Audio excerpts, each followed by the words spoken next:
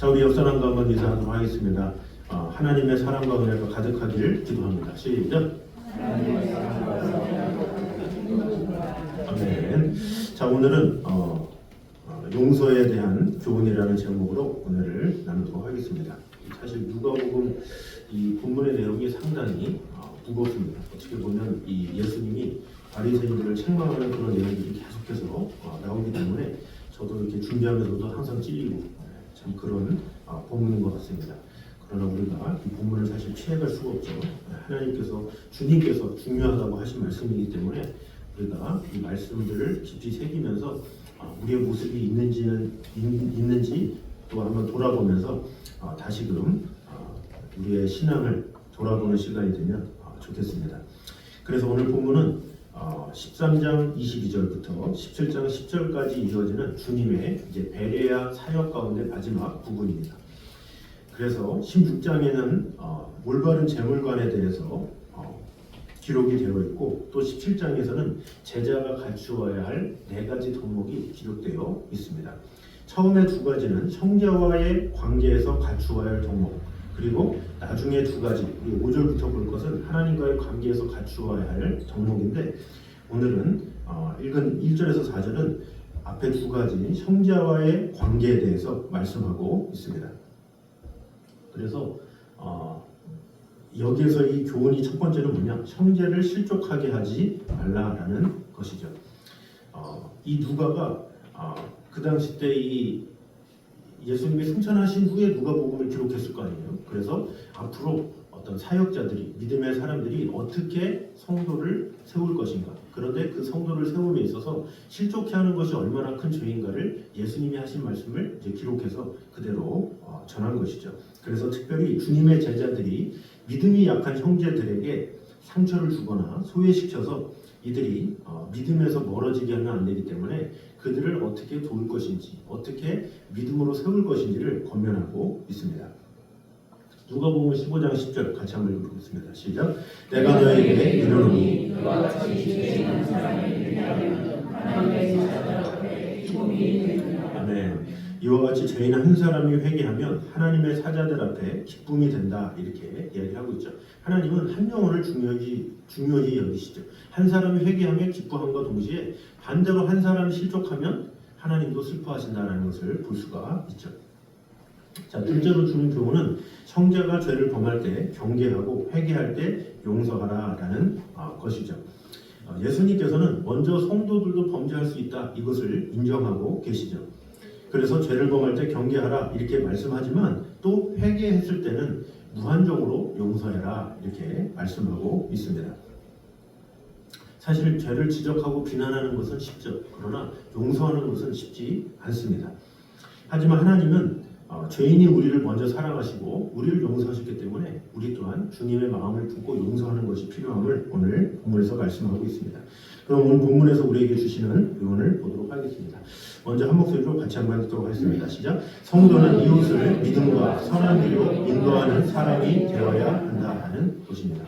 자, 1절 말씀 같이 보도록 하겠습니다. 시작. 예수께서 제자들에게 이르시되 실족하게 하는 것이 없을 수는 없으나 그렇게 하게 하는 자에게는 바로다. 네. 자, 실족하게 하는 것이 없을 수는 없으나 이렇게 이야기를 하고 있죠. 우리가 신앙생활하면 실족하게 하는 것 없을 수가 없다는 거죠. 그런데 없을 수는 없지만 그러나 그렇게 하는 자에게는 화가 있을 수밖에 없다라는 거죠. 실족하게 한다, 이것은 헬라어로 스칸달론이라고 해서 짐승을 잡기 위해 놓은 함정, 올무, 이것을 뜻합니다. 그래서 이웃을 실족시킨다, 이것은 이웃으로 하여금 하나님을 떠나 죄에 빠지게 만드는 행위를 말합니다. 바리새인들이 당시 사람들을 실족시킨 경우가 크게 2가지로 볼 수가 있습니다. 자, 그래서 이 잘못된 신앙 가르침으로 실족시킨 경우가 있죠. 먼저 안식일에 병 고친 사건이 있습니다. 예수님이 안식일에 병을 고치신 사건이 왜 병을 고쳤습니까? 안식일에 병을 고친 이유는 그 병자를 위해서 고치신 거예요. 안식일이라는 그 법보다 그 영혼이 치유함을 입는 게 더 중요하기 때문에 예수님은 우선순위를 가지고 고치신 거죠. 그러나 바리새인들은 왜 안식일에 고칩니까? 하면서 오히려 예수님한테 따진 모습이 나오죠. 그러니까 예수님은 사랑으로 했는데 바리새인들은 사랑이 아니라 왜 하나님께서 안식일을 거룩히 지키라고 그랬는데 왜 그걸 안 지킵니까? 하면서 오히려 따지는 모습이 있다라는 것이죠. 이것은 하나님의 자비보다 규칙을 앞세운 잘못으로 예수님의 치유는 하나님의 사랑을 드러낸 사건임에도 불구하고 그들은 그것을 보지 못하고 자기들의 규칙만 지키려고 했었죠.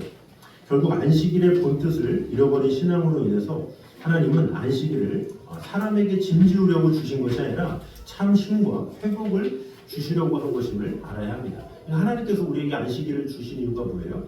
하나님을 생각하라. 하나님께서 너를 만드셨어. 너를 지으셨어. 하나님께서 너와 함께 하셔. 이것을 깨달으라고 안식일이 있는 거예요.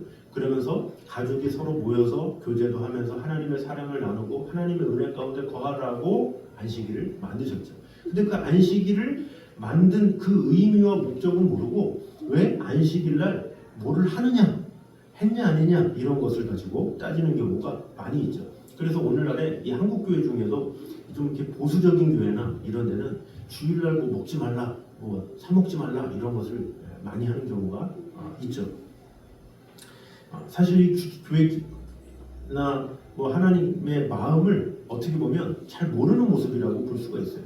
예를 들어서 뭐 성숙한 신앙이들에게 우리가 그래도 주일인데 하나님 생각하는 마음으로 주일날 사 먹지 맙시다. 뭐 이렇게 되면 뭔가 이해도 되고 뭔가 믿음이 또 있는 또 성도들은 그런가 하면서 안식일의 의미를 새기면서 그런 게 있는데 무조건적으로 주일날 먹으면 큰 죄고 뭐 이런 식으로 너무 이렇게 정죄를 하게 되면 믿음이라는 것은 좋은 사람도 있고 연약한 사람도 있고 이제 곧 시작한 사람도 있기 때문에 그런 어떤 법적인 것 이런 것으로 얽매게 되면 넘어질 수밖에 없다라는 것이죠. 그래서 우리가 주일을 지키는 이유가 뭡니까? 하나님을 사랑하기 때문에 주님께서 나를 구원하신 은혜 또 예수님께서 부활하신 그날이 주일이기 때문에 그날을 기뻐하는 마음으로 예배를 드리죠.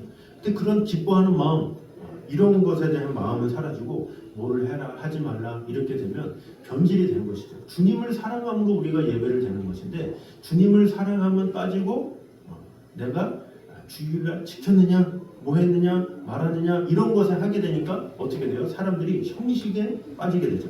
그 형식에 빠지게 되니까 어떻게 돼요? 오늘날에 이 사람들이 썬데이 크리스찬이다 이런 말들을 하는 거예요. 주일날 예배 드렸으면 됐지 이런 걸로 되는 거죠. 내가 그 예배당에 참석했으면 됐지 그럼 나는 주일 성소한 거야 이렇게 종교인으로 만들어버리는 거예요. 그러니까 하나님을 사랑하느냐 사랑하지 않느냐 이게 중요한데 했느냐 안 했느냐 의자에 앉았느냐 안 앉았느냐 그래서 뭐 영상으로 예배 드리는 게 진짜 예배냐 아니냐 그런 걸 가지고 얘기하는 것도 뭐예요? 그런 것도 참 무서운 거죠. 하나님을 사랑하느냐 안 하느냐 이 하나님을 사랑하는데 여건이 안 돼서 영상으로 드릴 수 있는 거고 또 하나님을 사랑하지만 어떤 상황이 될 수도 있는 거고 그런 거지 어떤 행동 가지고 하나님을 이렇게 어떤 이 사람은 예배자다 아니다 우리가 판단할 수 없다라는 거죠. 사실 우리가 예배자냐 아니냐는 하나님이 판단하시는 거예요. 우리가 주일을 온전히 지켰느냐 하나님만이 아시는 거죠. 그런데 하나님만이 아시는 것을 어떤 인간이 어떤 잣대를 가지고 여기 드리면 예배 드린 거고 여기 없으면 예배 안 드린 거고 이렇게 했으면 법을 지킨 거고 이렇게 안 하면 법을 안 지킨 거고 이것은 사람이 이렇게 얘기할 뿐이지 하나님의 보시는 시야와 눈은 다르다라는 것이죠. 그런 면에서 바리새인들은 안식일에 병 고친 사건을 가지고 이렇게 이야기했다는 거죠. 자, 두 번째는 고르반 문제가 있습니다. 바리새인들은 하나님께 드리는 예물을 뜻하는 고르반이라는 제도를 만들어놨습니다. 그래서 이 고르반은 원래 좋은 뜻이에요. 뭐냐? 하나님께 드립니다 이런 뜻이죠. 근데 이런 좋은 뜻인데 이 제도를 잘못 사용하는 데 있다라는 거죠. 예를 들어서 어떤 아들이 부모님을 모셔야 하는데 자기 재산에 대해서 이렇게 선언한 거예요. 뭔 재산이 있어요? 그러면 재산이 있으면 그 재산으로 부모를 봉양해야 되잖아요. 그런데 재산이 있는데 그 상황에서 고르반 이렇게 외치는 거예요. 고르반 외치면 뭐냐? 이것을 하나님께 드렸습니다. 이런 선언이 되는 거예요. 하나님께 드렸으면 하나님께 드렸기 때문에 부모에게 봉양 안 해도 돼. 뭐를 안 해도 돼. 이거 하나님께 드린 거야. 하나님께 따로 뗐기 때문에 어느 말도 못해. 왜? 하나님께 드렸는데 이렇게 되는 거죠. 그러니까 이스라엘 민족들이 하나님 중심주의인데 유일신 사상인데 하나님께 드렸습니다. 고르반 해버리니까 그러면 어떻게 돼요? 부모에 대한 공경은 사라지게 되죠. 그럼 뭡니까? 이 사람들은 고르반하면서 하나님 우선주의라고 얘기했지만 하나님은 뭐라고 그래요? 내 부모를 공경을 하셨잖아요. 그러니까 부모님 공경은 뒤로 하고 고르반 해버리니까 이거는 하나님을 정말로 사랑하면 부모를 사랑해야 당연한 건데 오히려 하나님의 법을 지킨다고 하면서 고르반하면서 부모한테 구경하는 이런 잘못된 행위가 바리새인들에게 있다라는 것이죠.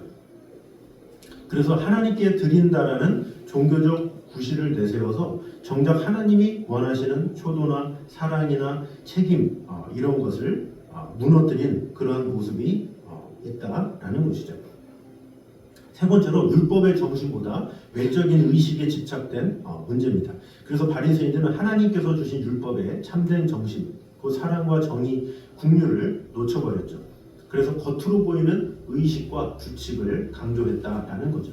하나님을 경외하느냐 안 하느냐 이런 것보다 사람들이 나를 어떻게 볼까 이런 것에 더욱더 관심이 있었죠. 그래서 나중에 나오지만 바리새인과 세리의 기도의 차이가 뭐예요? 세리는 하나님과의 관계만 관심이 있었죠. 가슴을 쳤다 그러죠. 주여, 주여 가슴만 쳤죠. 그러나 바리새인들은 주여 제가 11조도 하고 모두 했습니다 라고 하면서 큰 소리로 떠들었다 이렇게 말을 하고 있죠. 그것이 무엇입니까? 이 사람들을 보이는데 마음을 다했다라는 거죠. 형식에 매이면 본질을 잃게 됩니다. 그래서 이 바리새인들의 신앙은 형식적 규칙 준수에 치우쳐서 정작 하나님을 향한 진실된 마음 그것을 잊어버렸죠. 내가 하나님을 사랑하느냐 사랑하지 않느냐 여기서 시작되는 건데 했느냐 안 했느냐 지켰느냐 안 지켰느냐 그런 것에 고립이 돼서 마치 그것을 잘 지키면 좋은 신앙인 양 이런 식으로 포장해서 바꿨다라는 거죠. 오늘날에 이런 율법주의적인 것의 잘못된 폐해가 사실 이슬람 사람들이 그러잖아요. 하루 5번 기도한다 그래가지고 이렇게 하루에 5번씩 이렇게 시간 내서 기도해요. 이런 사람들이 이것을 어기면 안 되기 때문에 롯데월드나 이런 데 가서도 그 이슬람 사람들을 위한 기도처가 있죠. 뭐 그것을 존중하기 위해서 만든지는 몰라도 그들은 기도 안 하면 안 되는 그런 것 때문에 이렇게 하는 거죠. 그러면 마지못해 기도 못하면 지옥 갑니까? 그렇잖아요. 이 사람이 병원에 입원해서 응급실에서 움직일 수도 없어. 그럼 어떡할 거야? 그럼 거기서 하루 5번 기도처 찾아가야 되는데 피 막 흘리면서 갈 거예요? 못 하잖아요. 이런 식으로 잘못된 신앙을 가진 단체나 이런 데는 이단도 그러잖아요. 그 하나님의 교회 이런 데가 안식일을 지켜야 돼요. 안식일을 뭐 6월절을 지켜야 돼요. 막 그러잖아요. 지키라고 그러면 6월절을 그 사람들이 지키면 완전하게 지킵니까? 그 사람들이 정말 응급실에 가거나 아니면 어떤 죄를 저질러서 감옥에 있으면 지킬 수 있습니까? 그럼 못 지키잖아요. 그 못 지키면 다 제명될 텐데 못하면은 다 끄실 텐데 그런데 그 사람들은 그런 행위를 하냐 안 하냐에 따라서 뭔가 의의를 자신들이 정하고 이래야 구원받을 수 있다 이렇게 이야기를 하죠. 이런 모든 것은 잘못된 것이다라는 거죠. 중심에 주님을 사랑하는 마음이 있느냐 이것이 중요하죠. 내가 이것을 했느냐 안 했느냐가 아니라 그래서 십자가 사형의 두 강도도 마찬가지잖아요. 십자가 사형의 두 강도가 사는 동안에 뭐 안식일 지켰겠습니까? 뭘 했겠습니까? 그는 고백한 거예요. 주여 당신의 나라에 들어갈 때 저를 기억해 주옵소서. 그랬더니 예수님께서 뭐라고 그래요? 야 안식일을 거룩하게 지켜야 되는데 너 지킬 수 있니? 뭐 하면서 너 그동안 살아있는 동안에 안식일 안 지켜서 너 구원 없어 이렇게 얘기 안 하셨다라는 거죠. 예수님이 오히려 내가 항상 나와 함께 낙원에 있으리라 이렇게 말씀하셨어요. 그 입술의 고백만으로 하나님을 사랑해보겠습니다. 한번 주님 당신의 나라에 들어갈 때 저를 좀 기억해 주시옵소서. 그런 겸손한 마음 그 마음을 가지고 그를 구원하셨지 어떤 그의 행동을 달아보시거나 이래라 저래라 하지 않으셨다라는 것이죠. 그래서 우리 또한 예배당에 오는 것만으로도 만족하고 하나님께 마음을 드리지 못하는 경우가 있을 수 있어요. 우리가 그것을 항상 돌아봐야 된다는 거죠. 내가 정말 하나님을 사랑하나? 그렇지 않나? 이것을 돌아봐야지 내가 참석했나? 안 했나? 이런 것을 가지고 제대로 한 것이냐 이렇게 생각하는 것은 사람 앞에 보이는 것과 마찬가지예요. 사람은 그렇잖아요. 학교 같은 데 다닐 때 출석했냐 안 했냐 이거 중요하잖아요. 누구 내 A 내 B 내 이거 중요해요. 왜? 출석이 중요하니까. 사람이기 때문에 보이는 게 그거이기 때문에 그걸로 정하는 거예요. 근데 하나님은 그런 걸로 정하시는 게 아니에요. 무엇으로 정해요? 우리의 중심을 가지고 정하시는 거예요. 왔느냐 안 왔느냐 했느냐 안 했느냐 이게 아니라 하나님은 중심을 보시는 거예요. 네가 정말로 나를 사랑하느냐 그것을 가지고 우리를 판단하시고 우리에게 은혜 주시고 함께 하시는 거지. 우리가 어렸을 때부터 뭐 했습니다. 뭐 이런 것도 했고 저것도 했고 이런 거 하나님은 필요 없는 거예요. 하나님 앞에서는 우리의 중심, 우리의 마음이 얼마나 하나님께 향하여 있는가 그것이 중요하다라는 것입니다. 그럼에도 불구하고 이들은 어떤 형식만 남은 신앙, 율법주의, 외식으로 인해서 오히려 사람들을 하나님께 멀어지게 만들었다라는 것이죠. 자, 두 번째로 이 사람들은 위선과 불의로 인해서 실족시킨 경우가 있습니다. 겉으로는 거룩한 척한데 속으로는 탐심과 악에 가득한 이 사람들이 어떻게 합니까? 예수님이 요한복음 2장에 보면 성전에서 채찍질한 장면이 나오죠. 왜 그랬습니까? 이 바리새인들이 돈에 욕심이 많은 사람들이 있어요. 그래서 그 당시 때 거기 있는 제사장들하고 결탁을 해가지고 우리가 주는 소를 사서 팔아. 그래서 비싼 값에 소를 팔고 비싼 값으로 닭이나 짐승들을 팔아가지고 비싸게 많은 프리미엄을 얹혀가지고 사도록 한 거죠. 착복을 한 거죠. 그런 것들을 바리새인들이 했다라는 거죠. 그런 성전세를 받아가지고 자기의 유익만을 썼던 것이 바리새인입니다. 그리고 과부와 고아의 재산을 착취하고 그런 모습이 많이 있죠. 그러면서도 자신들은 경건한 기도를 가장했죠. 그래서 이런 모습은 당시 신앙을 찾던 많은 사람들에게 큰 실망을 줬고 하나님을 믿는다는 게 저런 위선인가? 이런 생각을 품게 했다라는 것입니다. 그러므로 오늘날에도 우리 주변에 믿는 사람이라는 이유로 오히려 이웃을 넘어뜨리는 모습이 많다라는 것을 볼 수가 있죠. 그래서 오늘날에 얼마나 이 가난한 성도들이 많습니까? 교회를 다니다가 많은 성도들이 많아요. 그게 그들 책임입니까? 우리 믿는 사람의 책임인 경우가 많아요. 우리가 그들을 실족하게 해서 그들의 마음을 몰라주고 이해를 못해주고 그래서 그들이 주님을 떠난 경우가 많다라는 것이죠.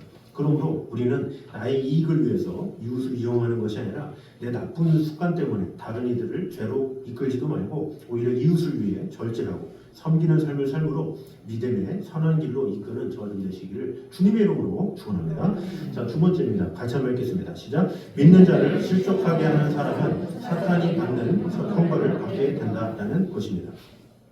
자, 2절은 믿는 자를 실족하게 만드는 죄가 얼마나 큰 죄인지 그것을 말씀하고 있습니다. 우리 2절 말씀 같이 한번 읽겠습니다. 시작.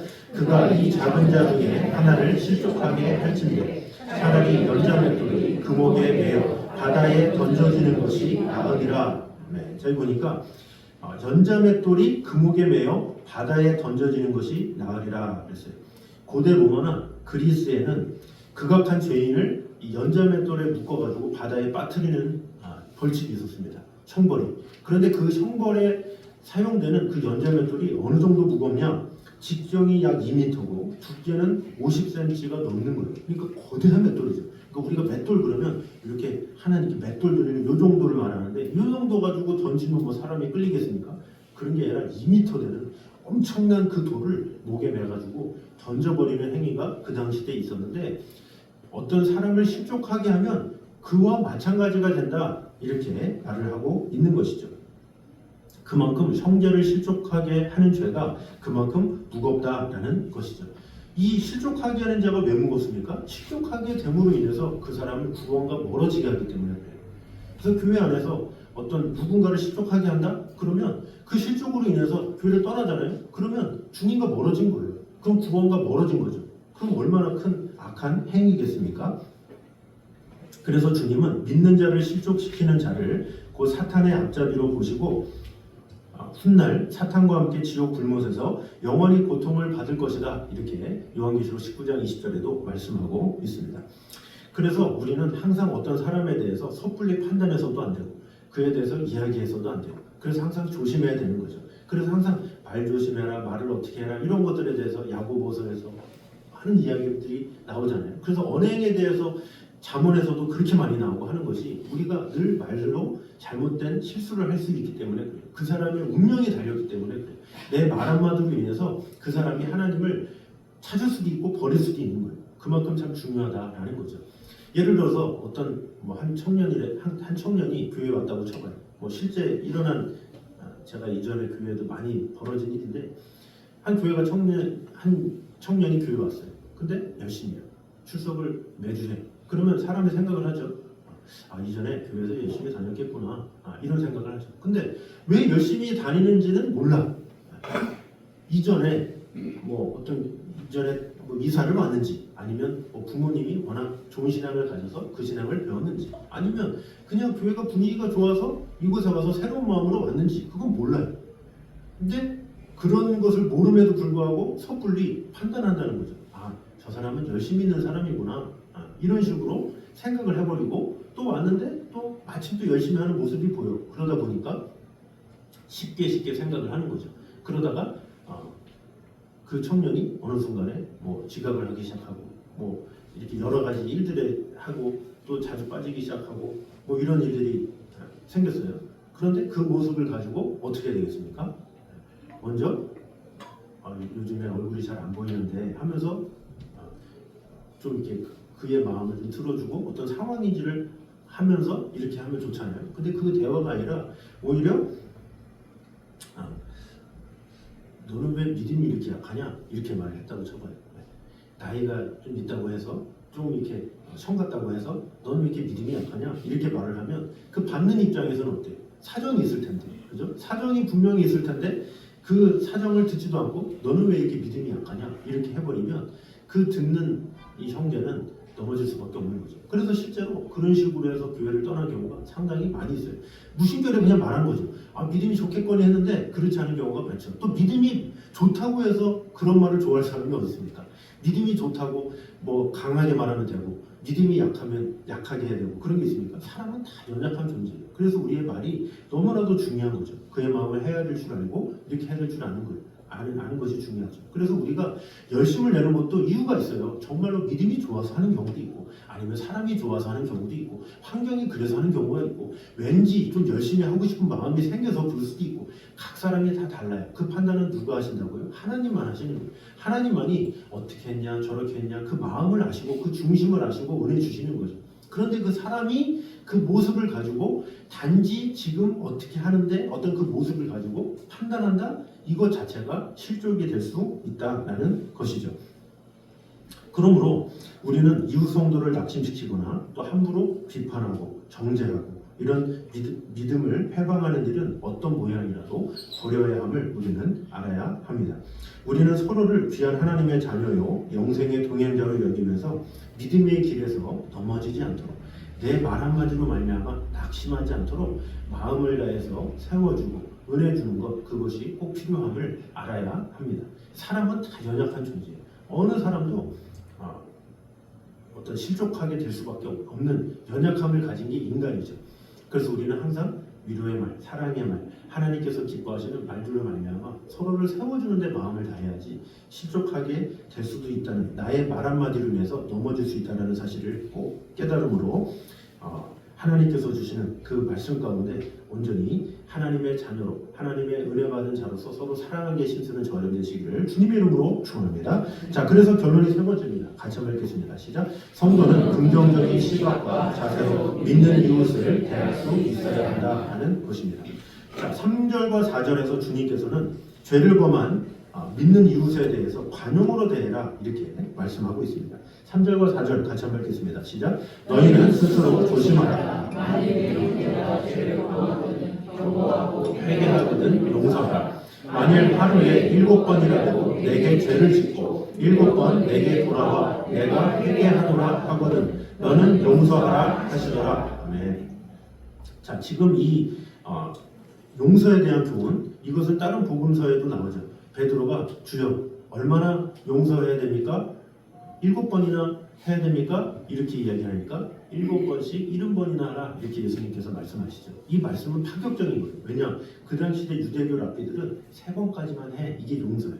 용서는 3번까지만 해. 그 다음은 용서하지 마. 이것이 유대교 랍비의 교훈이에요. 그러나 예수님은 아니야. 7번뿐만 아니라 7번씩 70번 해도 용서해. 무한대로 용서해. 그것이 주님의 마음이죠. 실제로 이 바리새인들이나 이런 사람들은 어떤 사람들이 잘못했다? 아니면 직업을 잘못 가졌다? 그러면 그냥 끝이에요. 만약에 세리다? 그럼 평생 그 사람은 무시하면서 사는 거예요. 그냥 죄인으로서 그냥 평생을 살아야 돼요.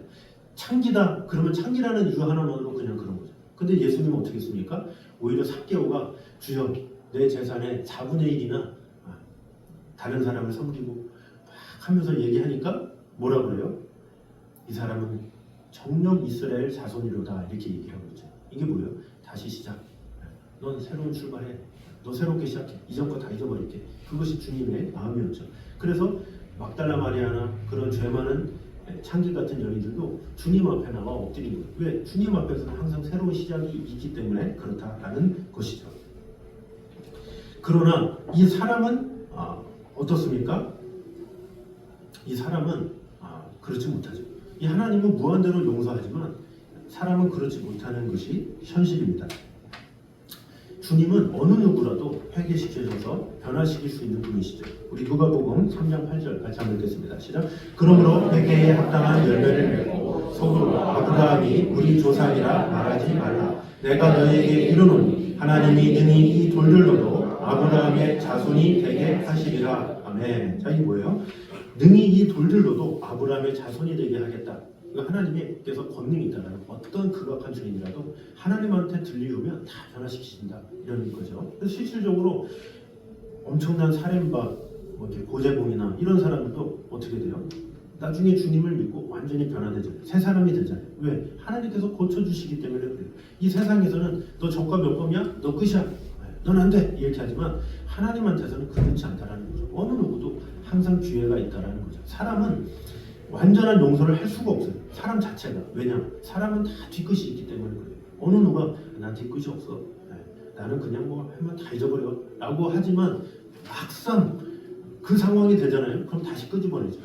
너 몇 년 전에, 너 10년 전에, 20년 전에 막 얘기. 형제들끼리 싸움이 나잖아요. 그러면 처음에 막 죽고 살지 못하다가 갑자기 너무나도 막 뭐 재산 싸움이 있거나 무슨 뭐 갑자기 극악한 그게 있다.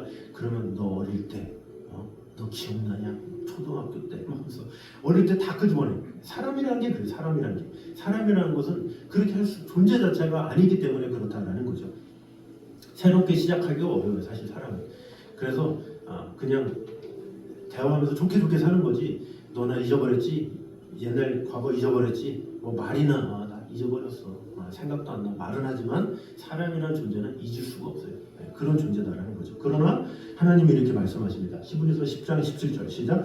또 그들의 죄와 그들의 불법을 내가 다시 기억하지 아니하리라 하셨으니, 자, 내가 다시 기억하지 아니하리라. 하나님께서 기억하지 않겠다 선언하신 거예요. 그러면 하나님께서 선언했기 때문에 우리는 어떻게 돼요? 한번 회개한 것을 또 할 필요가 없는 거예요. 내가 주여 일주일 전에, 한 달 전에 내가 회개했어. 그럼 그 다음에 또 새롭게 지은 죄를 회개해야지. 주여 10년 전에, 15년 전에, 20년 전에 계속 그거 가지고 올가맨다. 그러면 하나님께서 뭐라고 그랬습니까? 야, 내가 너 용서했다고 했잖아. 다시는 기억하지 않겠다고 했잖아. 왜 자꾸 그러냐? 이렇게 하시겠죠. 요한일서 1장 9절입니다. 시작. 만일 우리가 우리 죄를 자백하면 그는 미쁘시고 의로우사 우리 죄를 사하시며 우리를 모든 불의에서 깨끗하게 하실 것이요. 우리의 죄와 불법을 기억하지 않겠다. 자백만 해. 그러면 깨끗하게 해줄게. 이것이 예수님의 말씀입니다. 그러면 우리가 하나님을 믿는 자녀로서 우리는 어떻게 되겠습니까? 골로새서 3장 13절 같이 한번 읽겠습니다. 시작. 누가 누구에게 불만이 있거든 서로 용납하여 피차 용서하되 주께서 너희를 용서하신 것 같이 너희도 그리하고. 자, 주께서 너희를 용서하신 것 같이. 자, 주님이 우리를 용서하셨기 때문에 우리도 용서하라는 거죠. 우리는 용서할 마음이 부족하죠. 그러나 주님께서 우리를 먼저 용서했어요. 그래서 1만 달란트 빚진 자 야와도 있잖아요. 주님께 엄청난 큰 빚을 졌음에도 불구하고 주님께서 우리의 많은 죄를 탕감해 줬음에도 불구하고 우리는 다른 사람의 죄가 있냐 없냐라고 하면서 말을 하고 있잖아요. 주님이 우리를 용서하신 것을 생각하면 다른 사람을 용서하는 건 너무나도 쉽다라는 거죠. 요한복음 13장 44절입니다. 같이 한번 읽겠습니다. 시작. 새 계명을 너희에게 주노니 서로 사랑하라. 내가 너희를 사랑한 것 같이 너희도 사랑하라. 서로 사랑하라. 아멘. 새 계명을 너희에게 주노니 서로 사랑하라. 자, 예수님이 지금 마가의 다락방에서 지금 발을 씻기시는 장면이 요한복음 13장에 나오죠. 서로 섬김에 대해서 얘기하는 거예요. 근데 그들 스스로 섬길 수가 없어. 그래서 예수님이 어떻게 하셨습니까? 세숫대에다 물을 다 담아가지고 제자들의 발을 씻기시죠. 먼저 다 씻기셨어요. 베드로가 선생님 왜 그러십니까? 그런데 네가 발을 씻기지 않으면 너와 내가 상관이 없다라고 하면서 발을 내밀어라 하고 발을 씻겨주셨어요. 다 씻겨주신 다음에 하신 말씀이 바로 이 말씀이에요.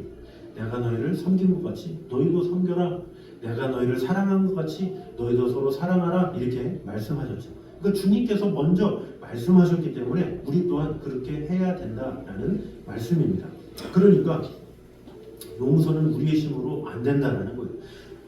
다른 사람을 배려하는 거, 격려하는 거, 용서하고 사랑하는 거 우리의 힘으로는 절대 안 돼요. 왜? 인간이기 때문에. 우리 인간의 몸을 입고 있기 때문에 말로는 어떻게 그럴싸하게 할 수는 있겠지만 속마음은 그렇지 못한 경우가 많잖아요. 그러나 주님께서 우리를 위해서 먼저 하셨기 때문에 우리가 주님의 은혜만 있으면 가능하다라는 거죠. 그러니까 우리는 내가 살아온 게 있어서 나는 못해 라고 하지만 그렇지 않다라는 거죠. 주님의 은혜만 있으면 우리는 사랑할 수 있고 용서할 수 있고 다시 시작할 수 있도록 도울 수 있다라는 것입니다. 그러므로 사람은 상처를 잘 잊지 못하죠. 그러나 하나님의 은혜가 있으면 주님의 축복이 있으면 그런 모든 것을 덮을 수 있는 은혜가 임할 수 있게 된다라는 것입니다.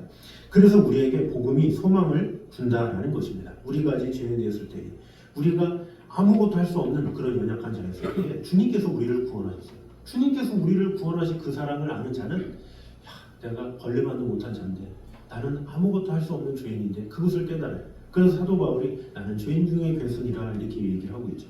이 사도 바울과 같이 내가 죄인 중에 괴순이라라고 고백한 사람이 다른 사람을 더 이상 정죄하겠습니까? 다른 사람을 더 이상 책망하겠습니까? 다른 사람에 대해서 뭐라고 하겠습니까? 그래서 로마서 2장에 말씀하고 있잖아요. 계속해서 네가 죄를 범하면서 다른 사람의 죄를 얘기하느냐? 네가 거짓되게 하면서 왜 다른 사람들을 이렇게 하느냐? 이렇게 말하죠. 왜? 본인이 깨달은 거거든요. 본인 사도 바울이 이전에 이 사울일 때는 유업과 살기가 등등해서 그리스도인들 다 죽이려고 하고 나름대로 열심히 있는 자라고 생각했는데 하나님의 은혜를 알고 보니까 내가 죄인인 걸 깨달은 거예요. 나는 죄인 중에 괴수입니다. 그걸 깨달은 거예요. 그래서 누가 돌을 던지든 자기를 핍박하든 아무런 상관없이 변함없이 주님의 사랑을 전한 그런 모습을 보였다라는 것이죠. 결국에 주님의 은혜가 임하면 우리는 사랑할 수 있고 용서할 수 있다는 거죠. 내가 사랑이 부족하다, 용서가 부족하다, 그것은 그만큼 내가 은혜를 덜 받는 것이고 내가 하나님의 은혜와 축복을 못 누리는 것이죠.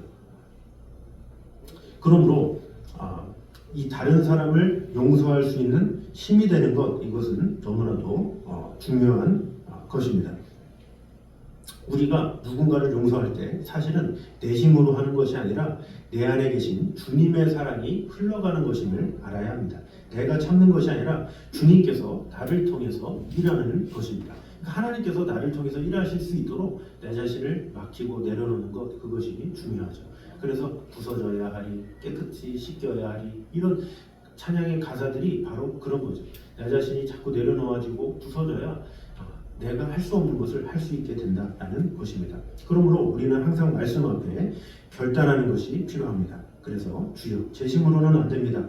그러나 주님께서 먼저 저를 용서하셨듯이 그 사랑으로 저희들도 용서할 수 있도록 허락하여 주시옵소서, 이런 간구가 필요하죠. 그래서 스데반 집사도 그런 돌에 맞는 상황에서도 주여 저들의 죄를 그들에게 돌리지 마옵소서 이렇게 할 수 있었다라는 것입니다. 그러므로 우리 모두가 주님께서 주시는 마음, 그 주님의 마음만 있으면 무엇이든지 가능하다라는 것을 잊지 말아야 합니다. 그러므로 우리 모두가 주님의 위로, 주님의 평강의 팔, 친절한 팔, 그 안에 온전히 안김으로 그런 평안함과 기쁨이 다른 사람들에게 온전히 흘러나도록 마음을 다하게 힘쓰는 저희 되시기를 주님의 이름으로 축원합니다. 자, 우리 시간에 주의 친절한 팔의 안깃에 우리 가사 생각하면서 우리 박수 치면서 찬양하도록 하겠습니다.